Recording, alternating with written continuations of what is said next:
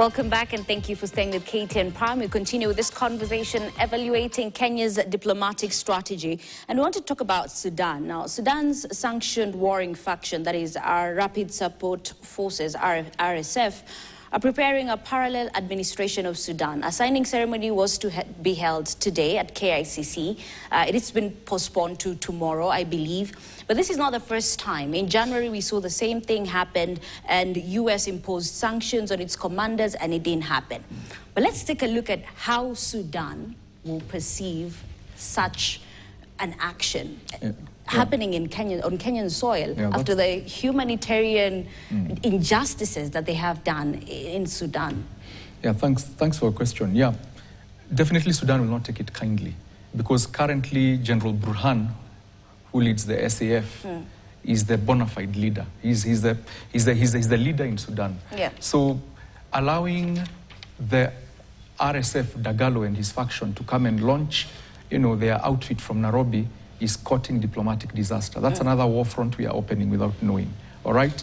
I understand that, yes, you may, the current RSF outfit brings in civil society groups. It looks very inclusive. But in my view, as a peacemaker, and remember we are both members of IGAD, try and use the good offices of IGAD to still continue to mediate and negotiate peace for these two countries. Yeah. But when we allow RSF to come and launch from Nairobi, and probably that informed why they were told to postpone, maybe someone whispered in the corridors of power, this is another problem we are creating. Allowing them to launch their parallel government from Nairobi, you will start hearing within the Arab world and the Middle East that Kenya is supporting a rebel outfit. That is number one. Number two, remember the US has sanctioned Dagalo and his senior military commanders. Now, if Kenya is seen to be working with an outfit that has been sanctioned by the US government, what does that mean? It means we are also putting ourselves in the crosshairs or in the crosswinds of US, not sanctions per se, but at least we will get a reprimand from the US. Gentle as it is, even if it's a slap on the wrist, where Kenya is putting itself in a tough position. My suggestion would have been, if Dagalo is sincere that he has brought and crafted an outfit that has an alternative leadership plan for Sudan, let IGAD, let the regional organization called the IGAD, take up this matter. And then just to digress a little bit, if that list we saw on the internet is anything to go by, very many countries within IGAD, of who we share that membership with, also did not vote for Kenya. Yeah. It's because of some of these things. You find Sudan already said Kenya was not neutral in that conflict. If we now actually allow Dagalo to launch and to stage and celebrate and launch the parallel outfit from Kenya, we are putting ourselves at loggerheads with Sudan one, and we are going to jeopardize any standing we have within IGAD to be mediators in local and regional conflicts. So I think Dagalo should be told to wait until this thing is negotiated from the platform of IGAD, at which point also give Burhan a chance to also come and say one or two things. But through the, let not Kenya put itself in the firing line directly the way it has done. Okay. Let this be done through the good offices of IGAD. That way the regional organization protects us. Because IGAD is there to foster cooperation and to bring about peace within the region. But what we are doing, I think we are walking into another diplomatic blunder. Cherry, do you think that Kenya as a country is speaking from both ends of the mouth? I mean, on one hand, we are allowing RSF to hold press conferences. On the other, we're busy saying, you know what, Kenya will commit, is it $1 million? $2 million. $2 million to, foster peace in the country. Where exactly are you? That is part of the confusion that we are in because of lack of wise counsel again when it comes to foreign policy. Now, the most significant outcome of that mistake of allowing those guys to come and launch the charter for their new government in Nairobi is serious. Actually, it might lead to sanctions. I want to remind you that the president we have in the US today is not Zoe. It's a different kind of guy. That is the same guy who has imposed tariffs on Canada and Mexico and so many other countries, US allies. If Trump today gets to learn that those guys have come to Nairobi and they've launched their government, because when you read the executive order of January 7th, when, this guy was sanctioned, it's very clear. He's accused of destabilizing Sudan and, of course, blocking the progress to a peaceful transition. That is a very serious accusation. So Kenya will be, it's actually being perceived. And for your information is collected way too early. Any kind of dealings President Ruto has had with Dagalo, and none, they're documented. The Americans know. So whatever that is happening today is nothing new to them. They know. So the sanctions will come. Trump will not spare us. All the money that comes in the name of fighting for, peace and security within the region can be diverted to some other place, even Uganda, and will be left stranded here. You can see this is the same guy who sent the likes of Musk to close USAID. He does not care. He's not going to make a phone call, have a conversation with Ruto. He cannot do that. So what we're seeing is a decline of the position of this country because it's being run like a banana republic. Yeah. And we are very close to actually being declared what? A banana republic. We are not getting anything right.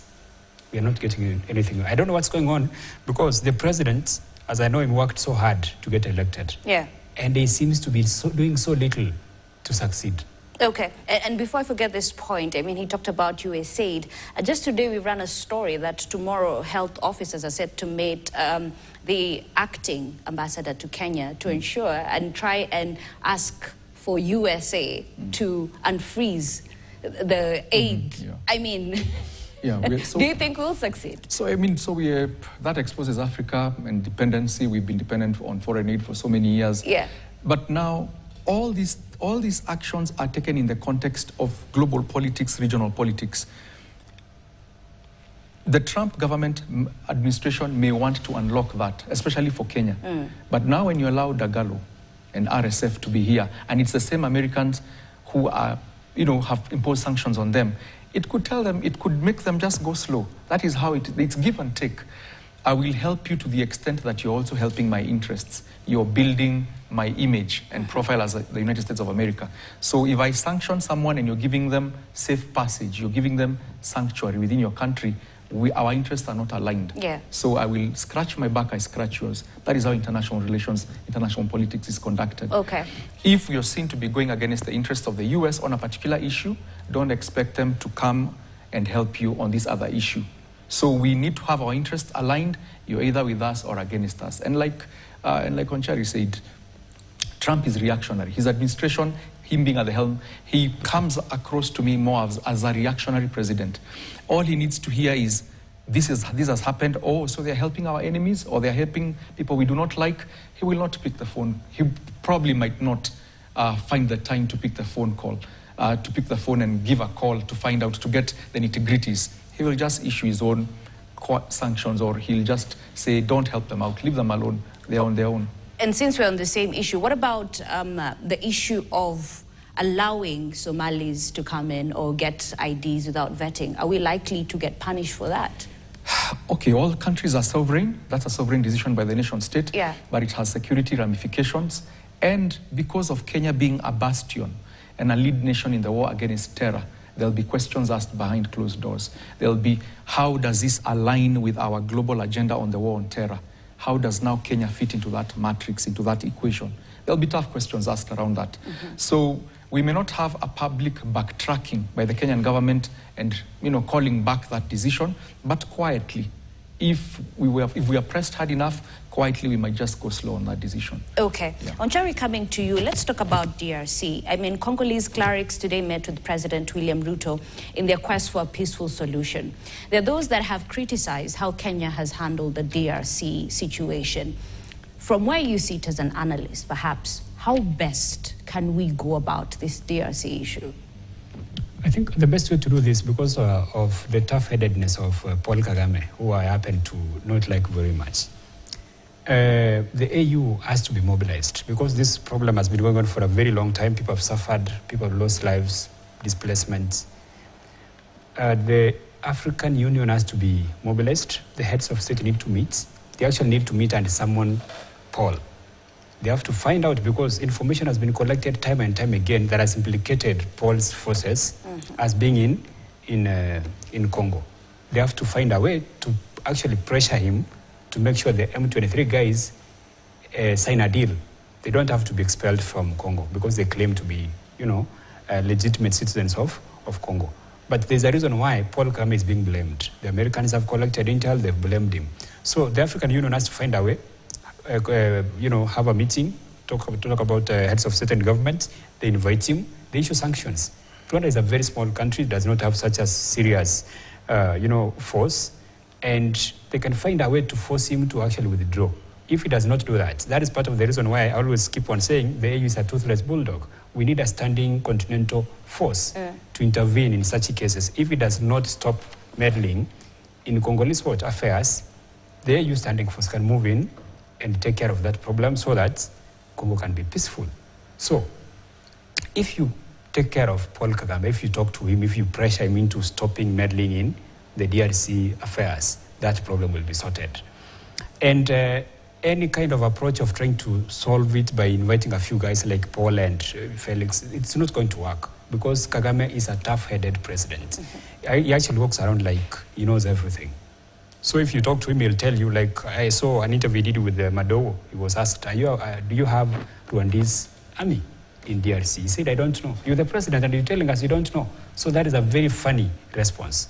So it basically goes back to what we were told by the Americans at some point after they collected so much information. The very reason why the M23 have always had the guts to create chaos in Goma is because of the backing they get from Paul Kagame, the president of Rwanda. So any kind of intervention, any kind of approach which does not include the continent, the continental leaders, does not help because a sectarian or regional approach does not help. You saw the kind of exchange we had between Ramaphosa and Paul Kagame. So that is what he does when he's approached by just a small number of people. We need the AU to sit down with him and tell him, we have information, is what you're doing, stop it. There are a couple of ways you can do that. You can introduce economic sanctions. For example, if Kenya has been sending teachers, bankers, and all other things to Rwanda, you just stop that. You starve him, okay? Rwanda does not have any resources. They depend on aid. So if you starve him along those lines, he can comply. Yes. But would it be that easy, as he says? He makes it look like it's that easy. I mean, right now they're in Bukavu after Goma. We do not know where they're going next or what the plan is. And on the other side, we have UN warning that this could spark a wider regional war. Yeah. So my view of the DRC crisis is that I take a slightly different approach from my colleague. Those issues are complex and they're issues that revolve around identity. My candid opinion is that, number one, President Tshisekedi of DRC has to recognize that M23 are Congolese Tutsis, is primarily led by Congolese Tutsis who are citizens of the DRC. And they have an issue, they have a bone to pick with the DRC government. And what is that issue? They talk about marginalization, they talk about genocides being committed against the Tutsi speaking. Genuine concerns. Genuine concerns. Yeah. So, in solving this problem, the DRC president has got to climb down from his hard stance where he has vowed he will never negotiate with them. Sit with them, even if it's in a regional mediated table, and listen to them as Congolese. So, number one, my take is the DRC problem is primarily, number one, a DRC problem. If President Tshisekedi sits down with M23 and he listens to their demands, if they are reasonable and he can meet them, because negotiations are about compromise, meet them halfway and ask them, what will it take for you to disband and stop what you're doing? And then they'll tell him, guarantee us, give us peace, give us inclusivity in your government.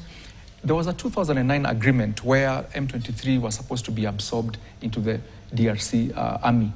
That never happened. So they felt marginalized, they felt discriminated against, and they've taken up arms. Of course, we're also talking about the minerals and the mineral trade that is on the eastern part of Congo. But primarily, if their main concern is that as a militia, they formed themselves to protect their own people, that security concern needs to be addressed. That is the first layer. The second layer is President Tshisekedi needs to sit down with President Kagame and they have a candid conversation, of course, mediated conversation. President Kagame is going to tell Tshisekedi, FDLR, you know, those Hutus who ran away and those militias who ran away and are planning to come back and overthrow his government. He will tell Tshisekedi, if you can promise you will not give the FDLR a safe haven in your space, then I will have no reason to violate your territorial integrity and enter into Congo. It is a complex conflict But I have a feeling if there is political goodwill on both sides, Tshisekedi, that's DRC and Rwanda, we can have a candid conversation where they bare their hearts and they begin to de-escalate issue after issue. The problem becomes when now there are these hard stances where Tshisekedi has vowed he's not going to negotiate with M23, he's not going to meet other people. When he's called for a summit, he attends virtually. He didn't even go to the African Union, all right? I think he sent someone to represent him. We need a change. So borrowing from what Nchari was saying, President Kagame and President Tshisekedi called by the entire heads of summit and told we need to solve this once and for all. It is creating a humanitarian crisis. You're hurting your Congolese citizens. The problem in Eastern DRC has become Kenya's problem, Rwanda's problem, Burundi's problem, the refugees, the proliferation of small arms and light weapons within the region. So it is not just a DRC problem. The lack of solution to this problem is now becoming a regional problem and is almost igniting a regional war. Yeah. So the African Union, I agree, needs to step in. A tough conversation needs to be held. I respect every country's sovereignty as an international relations expert, but at some point, we just need to call a spade a spade. Okay. We tell Tshisekedi, meet M23, talk, Kagame come to the table, and then we have an honest conversation, then we can pick it up from there and get solutions. Okay. As we start winding up on Chari, I mean, we were talking about evaluating Kenya's strategy. It's all about interests and how we balance interests with ensuring that we don't rub our neighbors wrongly. How best do you think we can do that as a country going forward, considering that even after, losing to AUC, we're seeing other issues? I mean, RSF, who knows what will happen next? Okay, thank you so much. Number one, the president needs to breathe in, needs to just chill a little bit. So the first thing to do is to define the interests of this country, the national interest. What do we want from our relationship with our friends? Okay? Because if we know that, let's say, for example, you have milk and I want milk, and then I'm here abusing you, you're not giving me milk. So that means I'm a fool. I don't know how to get the milk from you. So we define our national interest. Once that has been defined, the president needs to actually look for policy experts. I'm not talking about the pretenders who sit around him and mislead him and the guys who fear him who cannot tell him what's going on. Sometimes, the emperor is naked and no one is willing to tell him, So he has to assemble experts. People want to see this country go forward. We have a lot of guys who've gone to school and studied foreign policy. They understand it. On the domestic front, he has, of course, gotten it all wrong, and the Kenyans are waiting for 2027 to do whatever they have to do. So he assembles experts who understand foreign policy. I need to go and talk to so-and-so. How do I do it? What do I have to put on the table for me to get what I want? He has to do that. Then number three, the president has to learn to listen. It's possible that he's told the right thing, then he does the complete opposite. He has to learn to listen. Number four, there's a difference between national interest and a personal interest. It's possible this president has business he's doing with the RSF leader. Personal business. Because I'm told he has been friends with the guy for a very long time. When you study the history of Dagalo, you will shed tears because he was involved in the Janjaweed, the guys who were killing the black South Sudan people mercilessly. Atrocities. Yes. Yeah. If you read his history, you'll not even shake his hand. And yet, our president has the guts to actually sit down with him and even do business with him. Anyway, that is personal. So he has to be able to distinguish between the national interest and his personal interest as William Ruto. If he gets to do that, then he can serve this country, he can get it right on the foreign policy front.